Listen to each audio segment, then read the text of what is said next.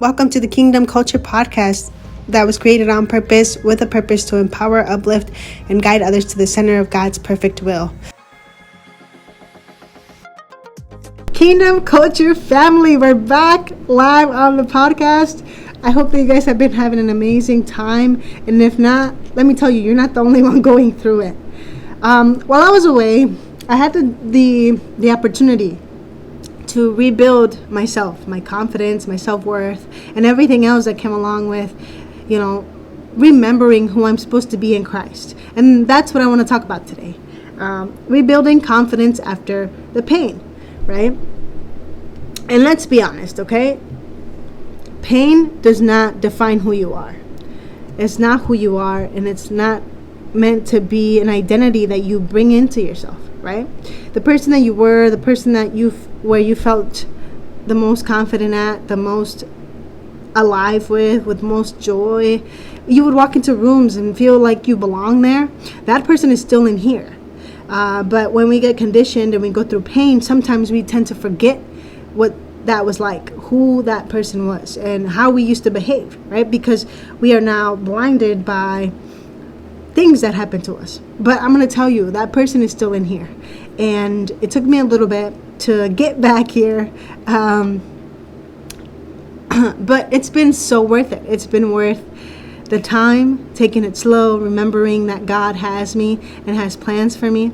And I want to do the same for you. I want to teach you the things that I've been doing to rebuild myself again and be confident. So let's get into it, right? Oh, you guys have no idea how happy I am to be back on the podcast. So here's what we don't talk about a lot when it comes to pain. The truth is, it doesn't just hurt your heart. It chips away at your identity. Like for me, right? I got cheated on. I started questioning my worth.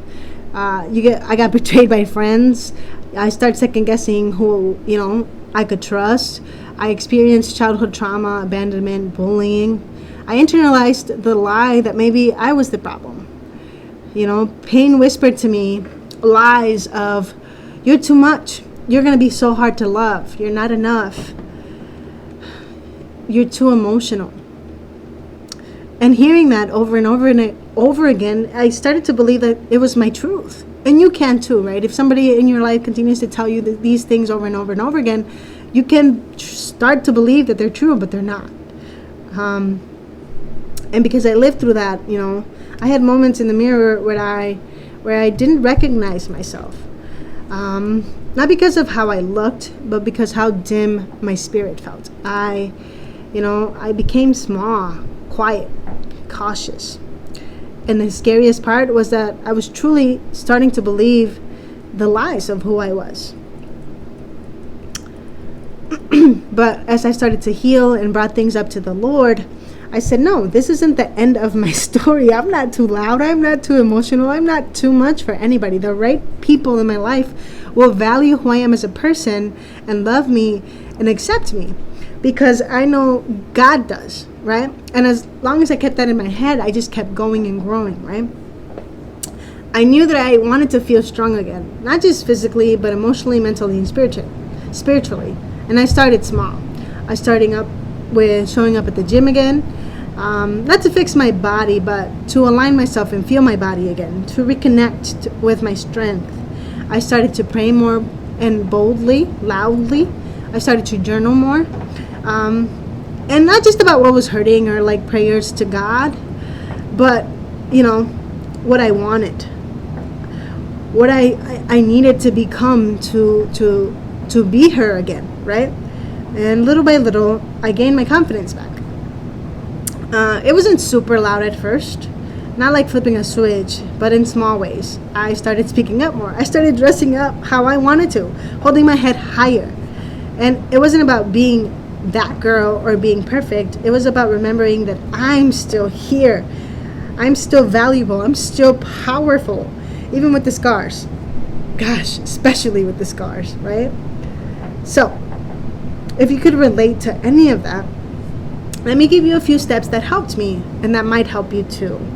So it might sound a little silly, but if you have ever heard of mirror talk, that's the first tip that I'm going to give you.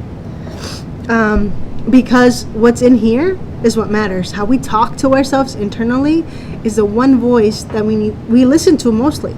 And to be honest, that used to be my worst critic. I would agree with all of the lies. I would agree that I wasn't enough. I would agree that I was too emotional. I would agree that I was too much, until I realized that that's not God's truth over my life. And so I started changing the narrative in my head first. So what did I do? I started to speak life over myself instead of the lies. So, it feels awkward at first, but say it anyway. So the things that I started saying to myself is like, Abril, you are enough. You are beautiful. You are healing. You are worthy of being loved, seen, and chosen. And with those things, right, I started to say my truth over and over and over again until I believed it, until the lies started to go away, until I realized that I am chosen. I am being seen.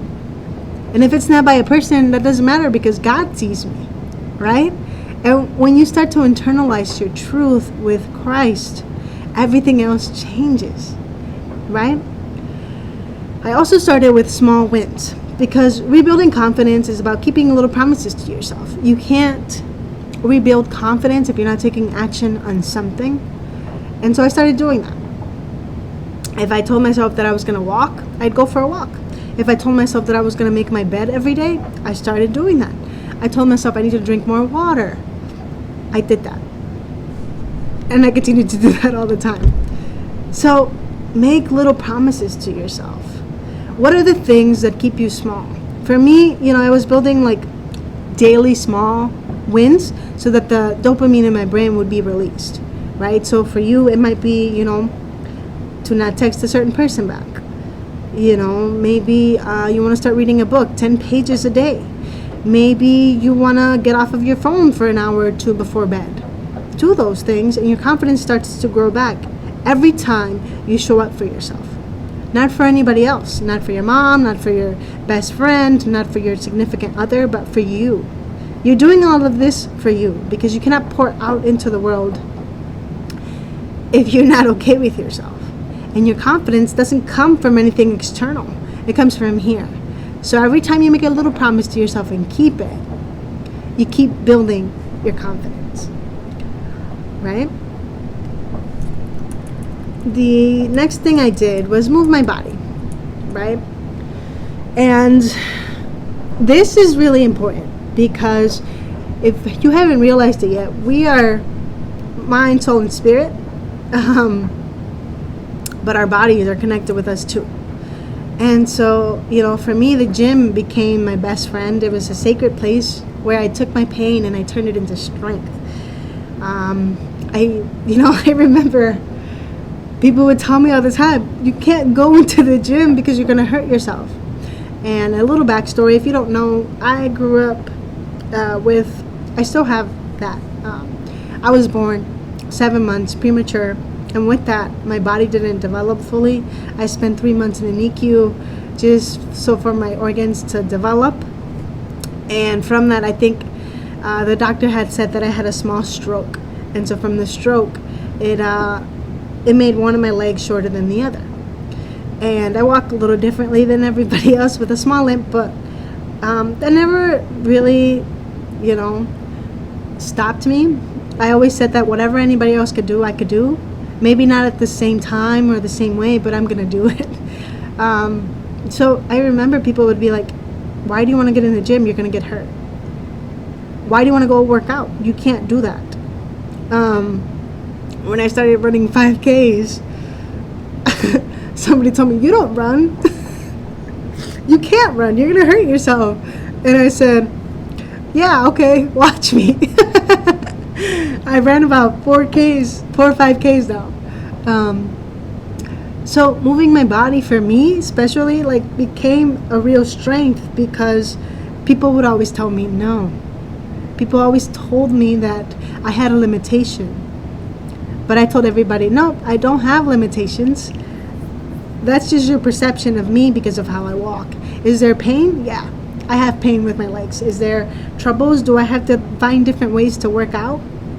Yeah, because I don't want to hurt myself even more.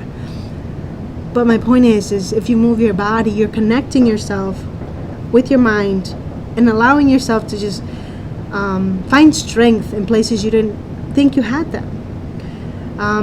But it doesn't have to be the gym for you. You could go dance, stretch, go walking. You can allow yourself to, just breathe and feel yourself. Like, bring yourself to your present moment. And I always say that moving your body does that in the best way. So move your body. Another thing is to feed your soul. For me, it's prayer, worship, journaling. And like I said, reading truth over my life from the Bible. But feeding your spirit could be something creative. It could be you filming a podcast like me. It could be drawing. It could be, hanging out with some friends that are healing for you. It could be all of those things, but feed your spirit. Do the things that you love without overthinking it. Enjoy it. Disconnect. And, the one thing I'm going to tell you, though, is that feeding your spirit through the Lord is the best way to go. In prayer, sitting in silence and listening. Because when you listen, everything else gets quiet. Everything else slows down. And you allow yourself to truly hear what's the next step for you. Again, it might sound a little weird, but I love that relationship that I have with God, where I just be quiet and I listen and I know what to do next. And I don't have to second guess the next step in my life because I'm feeding my spirit. And if it's aligned, I know that God will make it right. So, feed your spirit. The next thing would be let go of things that keep you small. And that can be people, jobs, identities that you created for yourself, ideas, habits, right? Because a lot of things are going to be attached to your survival mode. Let all of that stuff go. You can't heal if you're still performing out of your brokenness. And even though it can be hard to leave people behind, because there's also this idea of like the people that struggle with you should stay with you. But if the people that struggle with you aren't willing to grow like you are, you got to let them go. Along with your habits. You can't ask or want to become somebody different when you're still doing the same things over and over and over again. For me, I had to be disciplined. I had to stop drinking. I had to stop letting myself rot in bed when I was depressed. I just had to get up and do something different. Be somebody different. I disconnected from a bunch of friends from before. And it was the best thing that I ever did. And I will continue to do that as I grow. Right? And I pray that all the friends and families and everything that I have right now stay with me till I'm 95 because I love them with all of my heart. I do. But there's sacrifices that need to be made because you're not going to be who you were. That's not the point here. You're not here listening to this podcast to stay the same. You're here because you want to learn how to be different, how to grow, how to get out of survival mode. And sometimes it means walking away from things that you love a lot or you feel comfortable in. Let go of that comfort zone. Let it go and see how you change. It's the most beautiful thing. And then the last thing, it's actually a little bit harder, right? But we're going to go deep into this because I feel like it's very important. And we talked about identity, right? So identity shifts are real. It doesn't just come with the habits or waking up early or journaling or whatever. It's honestly asking yourself who that person is. Who is the healed version of me? So I started asking myself, and you should ask yourself these things too. What does she believe? How does she walk into a room? What does she no longer tolerate? What does she want to bring into the world? Because one of the things for me is like, I always say with anybody that's around me, I'm going to leave you better than when I found you. My little corner of the world is going to be better than when I found it by the time that I'm out of here. Because that's what life should be about. Stop stressing about tomorrow. Stop thinking that, you don't have everything in front of you. You do. So that was one of the biggest things that I learned. It's like, I'm going to live in my present moment. My healed self is going to enjoy the present moment. What do I believe in? Christ, and saving as much souls as I can for him. Love people as you love yourself, and love God above everything else. Have values, stand up for what's right, and don't stand up for everything, but stand up for the righteous. How do I walk into a room? With confidence, my head held high. And when I notice somebody noticing my walk, I just don't pay attention to it anymore. I know my worth. I know my value. And I know how God sees me. So I walk in with confidence and this beautiful smile, right? And I no longer tolerate people that want to make me small, that tell me that I can't do something, people that are negative, people that want to live small. The dreams that I have are a little bizarre, but I know that with God, I know I can do it. So stop making yourself so small. Stop tolerating things that you know you no longer align with. Your actions matter. Are the things that you're doing now setting you up for a better tomorrow? Are they aligned with the person that you want to be? If they're not, knock it off and do something different.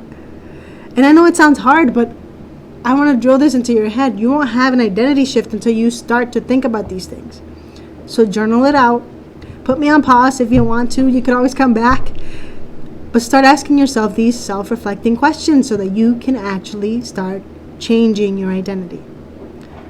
Right? And as always, I want to leave you guys with encouragement and a faith reminder, right? So, you are allowed to feel confident again. You are allowed to take up your space. You are allowed to be the person who walks with joy, peace, and power. Confidence isn't about being the loudest in the room. It's about knowing who you are when nobody's clapping for you, when nobody tells you good job, when nobody says, oh my gosh, I see you.